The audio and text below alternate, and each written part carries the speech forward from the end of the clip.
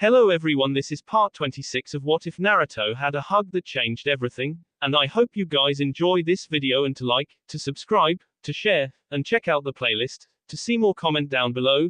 Now let's start the intro. They call me a god. They call me a god. They call me a god. Join my membership, the perks are great. It's in the description. Be sure to like and subscribe, it gives me more motivation. Enjoy. HM.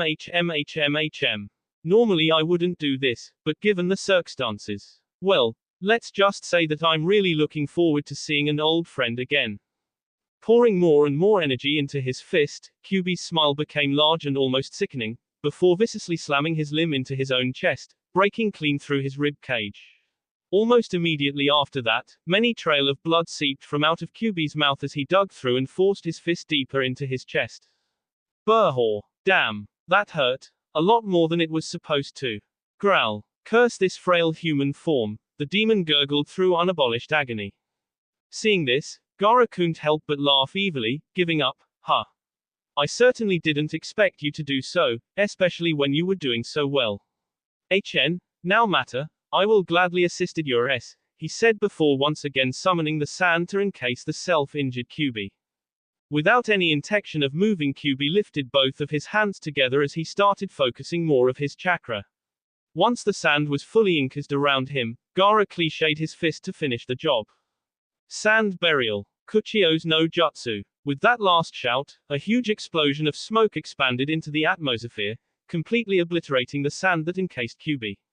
For the demon himself, a sensation of assailment took place and he could slowly feel the difference as the cloud expanded more and more.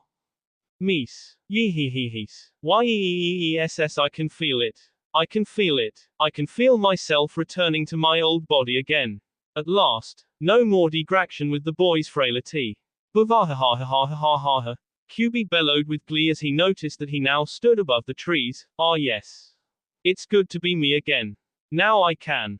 Hey. What's going on? Where am I? A voice of a young boy said just below Kyuubi. Wait a second. Below. WW. What the? When the smoke finally cleared, the unthinkable was revealed. The scene was just as expected. A boy standing on top of the head of the creature that he summoned. Only problem was. Kit. Is that you? Kyuubi stuttered like hell as he tried to make sense of the discombobulating situation.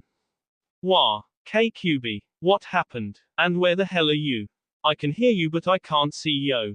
Jesus tap dancing Christ. What the F happened to me? Yelled the boy when he caught a glimpse at his body. Or should I say, a nine-tailed body. Kyuubi looked down at this travesty in absolute flabbergast. WW fart. This can't be. I mean this is so wrong.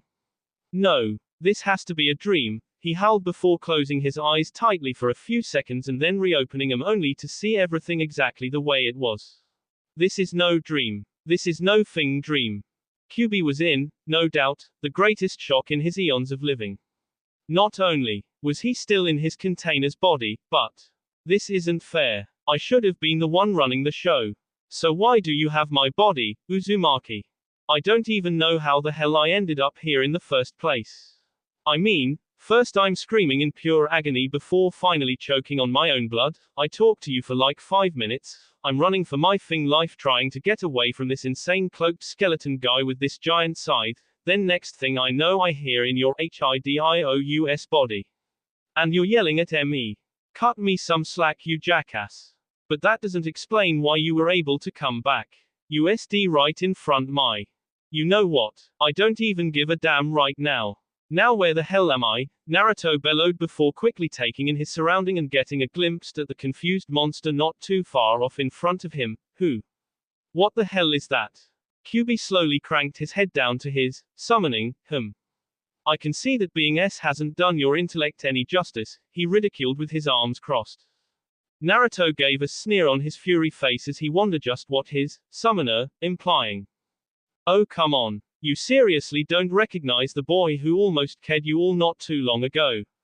It's that Gaara kid. Ya no, the container of that loser Ichibi, the demon informed.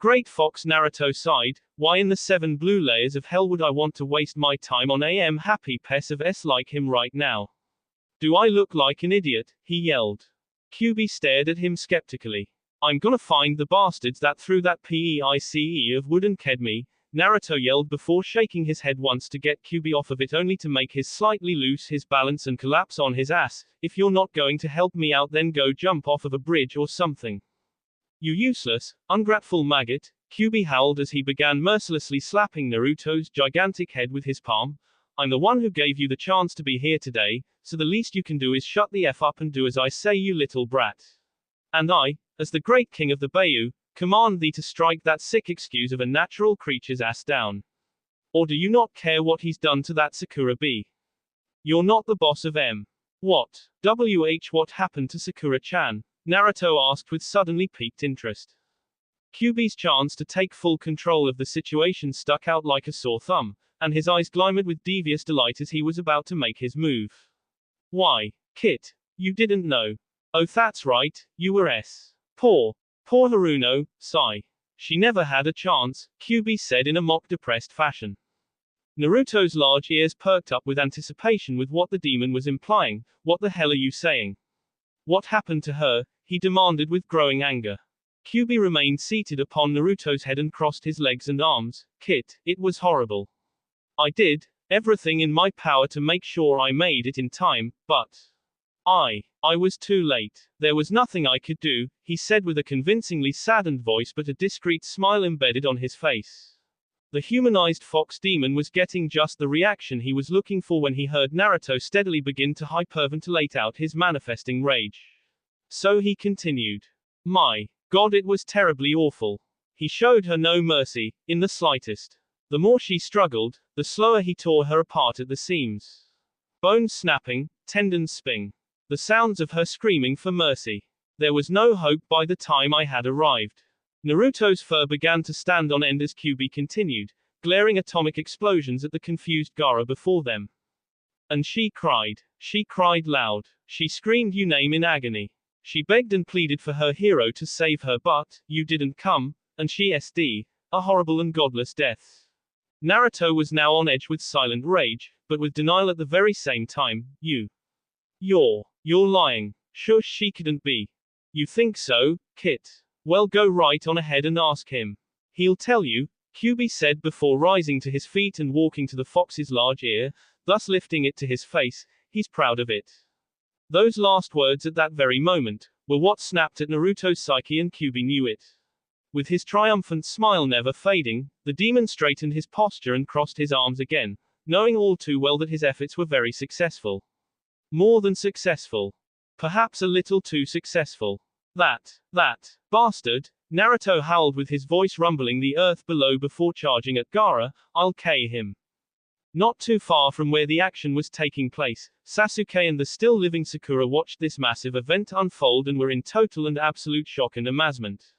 They were both frozen in place, not only because they were witnessing the 9-tailed fox demon of all things right in front of their eyes, but also because the mighty beast had Naruto's voice. Only an idiot could possibly mistake that voice for someone else's. It was Naruto's, the same fun-loving voice that burned itself into his teammates' memories, so they knew it had to be him, but that didn't make the situation any more believable. That's but, Naruto, Sasuke thought to himself as he watched the enraged fox roar.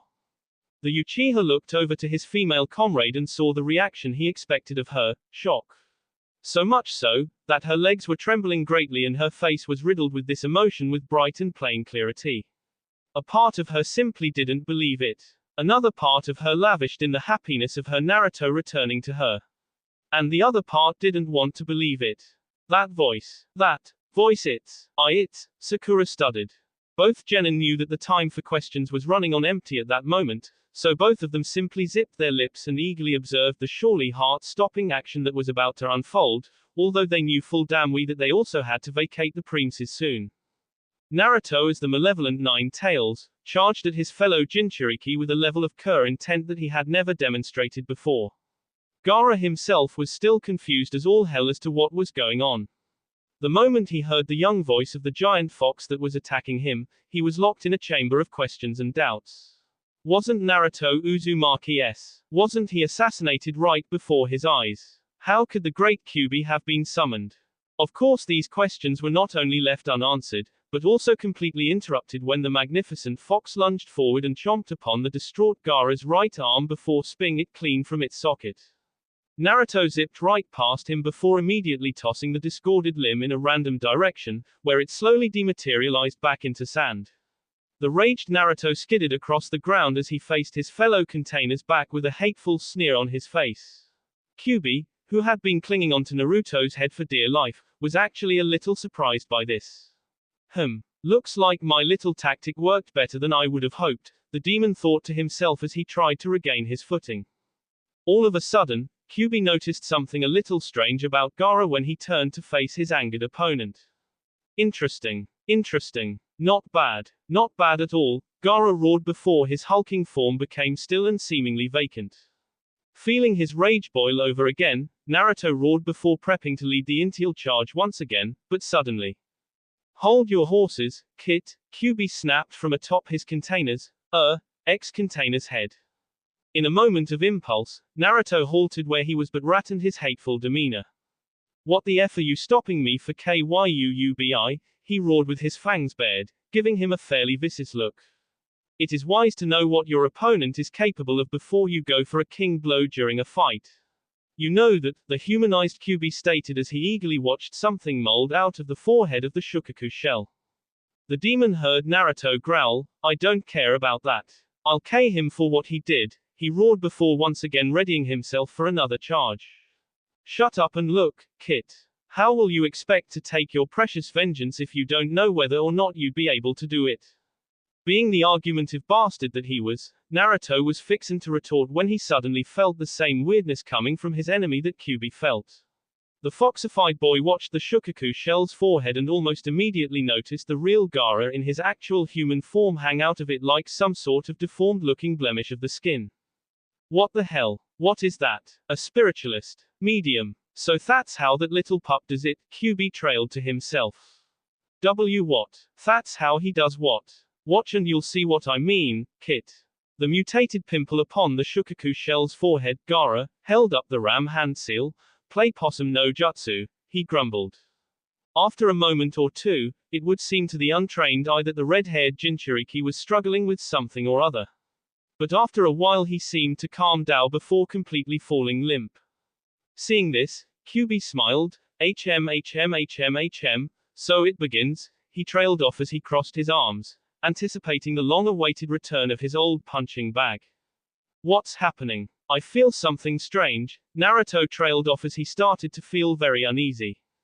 Kit, I'd like you to meet an old acquaintance of mine. The giant sand beast began to breathe new and refreshing life into itself before stretching its remaining arm outward to loosen up and feel what he had been missing for over a decade. Free at last. Free at last. I'm back with a vengeance. Here I come, bizniyachas. Let's do this. Kyuubi smiled nostalgically when hearing that voice after such a long time. Ichibi no Shukaku, he said. Naruto's face scrunched up with comical disbelief. You're telling me that that's a demon? He questioned.